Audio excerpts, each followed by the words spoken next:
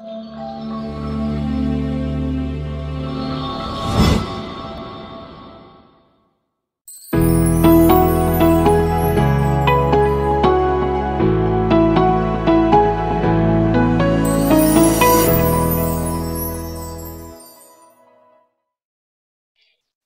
shalom Bapak Ibu semua. Selamat malam. Senang kita bisa berjumpa lagi di Komsel kita ini. Tema Komsel hari ini masih sama ya sama minggu lalu. Kita mau bicara tentang suam-suam kuku. Nah, kalau kita udah ikutin kemarin, pastinya yang belum bisa cek lagi di YouTube. Ada Bro Henry membawakan materi suam-suam kuku ini juga. Materi suam-suam kuku. Dan memang kemarin udah jelas disampaikan nama Bro Henry tentang suam-suam kuku ini ya. Dimana memang di dalam Alkitab, kalau kita cari suam-suam kuku ini, hanya ada di kitab Wahyu kemarin, pasal yang ke-13 ya kalau tidak salah, tentang jemaat di Laodikia. Di mana memang di situ dijelaskan bahwa suam-suam kuku artinya adalah tidak panas dan tidak dingin juga. Di mana kondisi kota Laodikia pada saat itu dia dihimpit oleh dua mata air, di mana jemaat Laodikia nggak punya sumber mata air sendiri. Nah, sumber mata air yang satu itu airnya hangat, baik untuk menyehatkan, buat kesehatan. Sedangkan sumber mata air yang satunya lagi, ini airnya dingin dan berfungsi menyegarkan. Tapi ketika kedua mata air ini bertemu di Laodikia, maka air yang mereka dapatkan itu menjadi suam-suam kuku dan jadinya tidak bermanfaat karena panasnya tidak panas, tidak bisa menyembuhkan penyakit, dan dinginnya tidak terlalu segar sehingga kurang menyegarkan. Nah, ketika saya mendengar suam-suam kuku ini, yang saya dapatkan sebagai pengertian dari suam-suam kuku ini bicara juga soal totalitas gitu ya.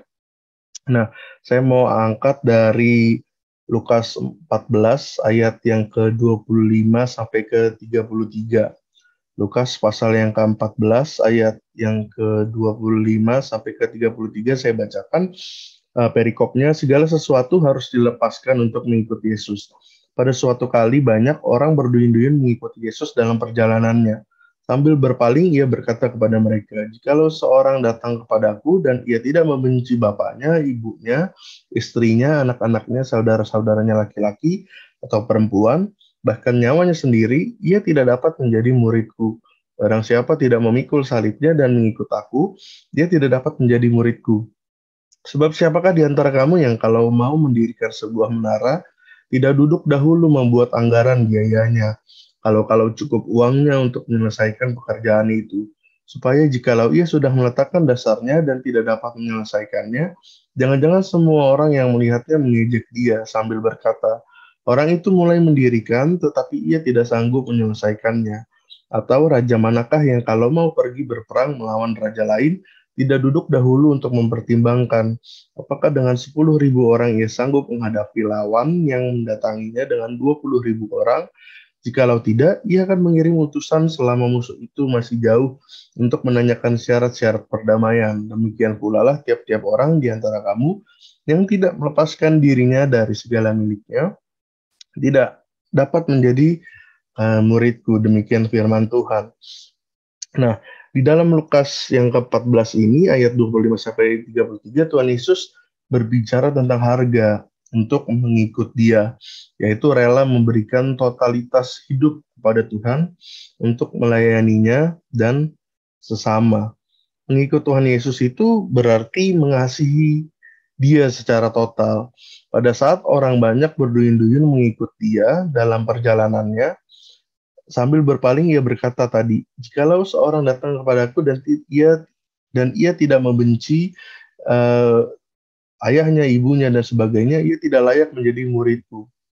Nah, dari konteks ayat ini, kata membenci memiliki pengertian tidak mengasihi sesuatu lebih daripada mengasihi Tuhan.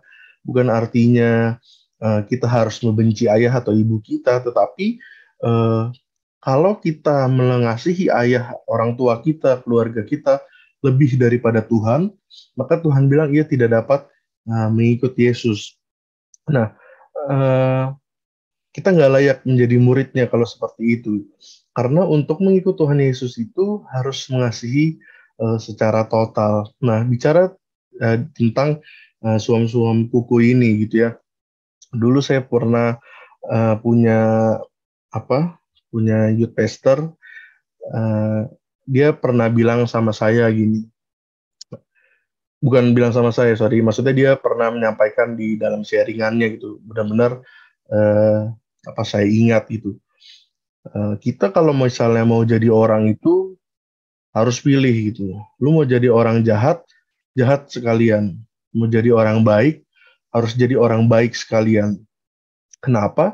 Karena saat kita jadi orang yang setengah baik, tapi kadang-kadang masih jahat gitu, kita nggak akan jadi orang katanya. Saat kita memilih untuk menjadi orang baik, maka jadilah orang baik yang benar-benar orang baik yang totalitas, sehingga dalam setiap perbuatan kita, dalam setiap tingkah laku kita, orang bisa melihat ada kebaikan di dalam tingkah laku kita gitu. Jadi jangan sampai kita kedapatan kita berbuat baik kebanyakan, tapi tiba-tiba ada satu waktu kita lengah, terus orang melihat ada sisi jahatnya dari dalam diri kita. Nah, demikian juga kalau kita mau jadi orang jahat gitu. Jangan setengah-setengah, nanggung-nanggung. Karena ibaratnya kayak kita tahu ya, zaman sekarang aja eh, maling maling motor sama maling korupsi uang yang jumlahnya MM-an itu sama aja gitu jatuhnya. Malah kadang-kadang maling motor ini bisa lebih parah hukumannya gitu. Nah, ini yang juga dibilang, kalau misalnya kita mau jadi orang itu ya totalitas gitu. Mau jahat-jahat, baik-baik. Nah, ini sama prinsipnya tentang suam-suam kuku tadi gitu. Kalau misalnya kita totalitas gitu dalam melakukan sesuatu, orang apa ya akan respect gitu sama kita. Orang akan melihat dampaknya. Saat kita benar-benar tulus totalitas menjadi orang baik, maka kita akan mendapat pengikut yang orang-orang baik itu gitu. Orang melihat kita baik.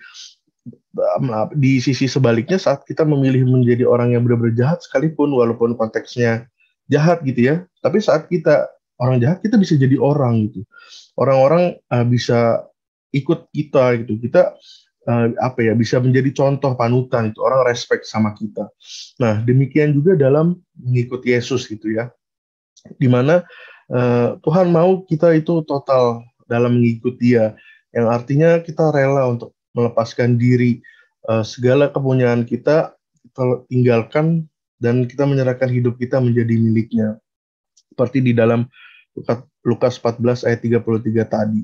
Jadi kalau ada sesuatu yang masih mengikat di dalam diri kita, baik itu hartakah, kedudukan, kesenangan, bahkan kalau tadi kita baca di dalam Lukas 14 tadi, kecintaan kita yang lebih daripada Tuhan Yesus terhadap orang tua pun, maka dibilang kita tidak dapat mengikuti Yesus. Mau mengikuti Yesus itu artinya kita mau melepas diri kita secara total dari segala sesuatu yang mengikat kita, termasuk apa yang kita punya.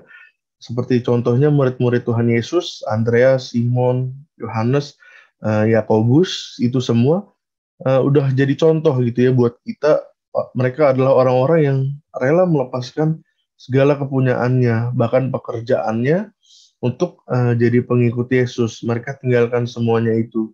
Mereka lepaskan segalanya buat ikut Tuhan, eh, tapi bukan jadi suatu kesedihan buat mereka gitu ya. Kita lihat dari kisah hidup mereka, eh, benar-benar setelah mereka melepaskan semuanya itu, eh, mereka dengan sukacita gitu mengikuti Yesus karena mereka tahu panggilan Tuhan itu dan sukacita dalam mengikuti Tuhan itu mengikuti mereka dan jauh lebih signifikan di dalam hidup mereka daripada segala sesuatu yang mereka tinggalkan sebelumnya.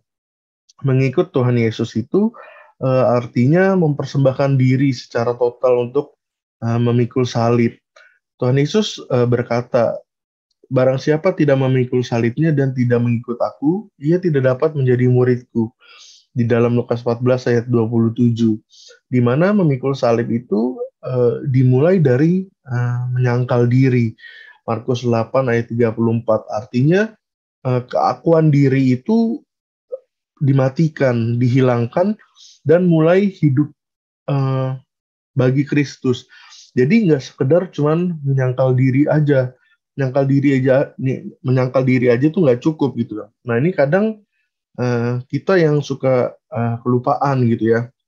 Kita jadi orang Kristen, kita sangkal diri tuh gampang gitu. Kita oh ya pokoknya perbuatan yang lama, oke gue nggak lakukan lagi gitu. Tapi kita lupa untuk mengambil bagian dalam memikul salibnya. Kita bisa dengan mudah tinggalkan oh yang lama kita nggak lakuin lagi. Tapi memikul salib ini adalah kita melakukan yang sebaliknya gitu. Kalau tadinya seperti Paulus itu, dia bahkan dulu membenci orang Kristen, bahkan sampai membunuh orang Kristen. Tapi saat dia dipulihkan sama Tuhan, dia berbuat sebaliknya. Dia benar-benar menjadi pengikut Tuhan yang totalitas. Dia menjadi pengikut Tuhan yang radikal. Dia menjadi muridnya yang sungguh mengabarkan Injil, memenangkan orang-orang supaya jadi seperti dia, diubahkan gitu. Nah, orang yang memikul salib harus siap kehilangan nyawa karena Tuhan dan karena Injil. Nah, ini ujian dari iman yang sesungguhnya.